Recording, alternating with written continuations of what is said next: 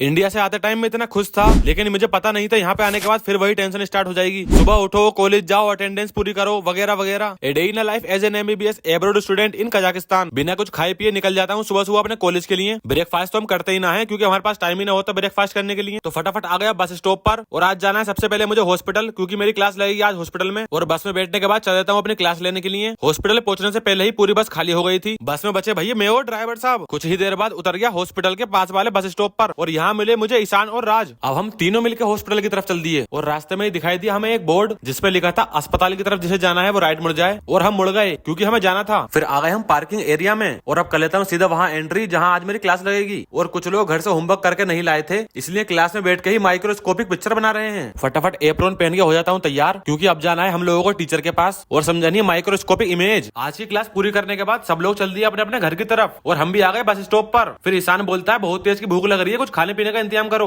मैंने की बोल रहा सामने बी ड्रिंक, चलो आओ एक एक आइसक्रीम खाने चलते हैं। यहाँ आने के बाद हमने ऑर्डर कर दी 2 आइसक्रीम। तो मैडम ने मांगे पहले पैसे, कार्ड से पेमेंट करने के बाद फिर मिली हमें आइसक्रीम। फिर मैडम ने भी रेस्पॉन्स आर पार का दे दिया भाई। आइसक्रीम लेने के बाद फिर से वापस आ गए बस स्टॉप पर, और यहाँ आने के बाद मैंने पूरी आइसक्रीम खा ली, लेकिन बस आने का नाम ही नहीं ले रही। काफी देर बाद बस आई और हम बैठ कर चल दिए हॉस्टल की तरफ। कुछ ही देर का सफर करने के बाद उतर जाता हूँ हॉस्टल के पास वाले बस स्टॉप पर, और जी वैगन को घूरते हुए कर लेता हूँ रोड क्रॉस। अपने हॉस्टल न जाने के बजाय मैं आ गया अरहान भाई के हॉस्टल, क्योंकि आज जुम्मा भी है। यहीं से वजू बना के तीनों भाई चल देंगे नमाज पढ़ने के लिए। और यहाँ आके देखता हूँ चार्मी और अरहान अपने लिए पास्ता बना रहे थे। मैं इनसे बोलता हूँ मेरे लिए बना दो भैया, मैं ही भूखा हूँ यार। मेरे लिए ही नहीं, इन्होंने सब लोगों के लिए बना दिया यार पास्ता। फिर फटाफट पास्ता निपटाने के बाद उठाई नमाज और चल दिए जुम्मे की नमाज पढ़ने के लिए। फटाफट पहुंच गए मस्जिद, और यहाँ आने में हम इतना लेट हो गए थे कि हमारे बाद कोई सफी न बनी। लास्ट सफ पे हमने नमाज पढ़ी है, और नमाज पढ़ने के बाद अब चल दिए अपने हॉस्टल की तरफ। नींद इतनी तेज आ रही है जाते ही सो जाऊंगा।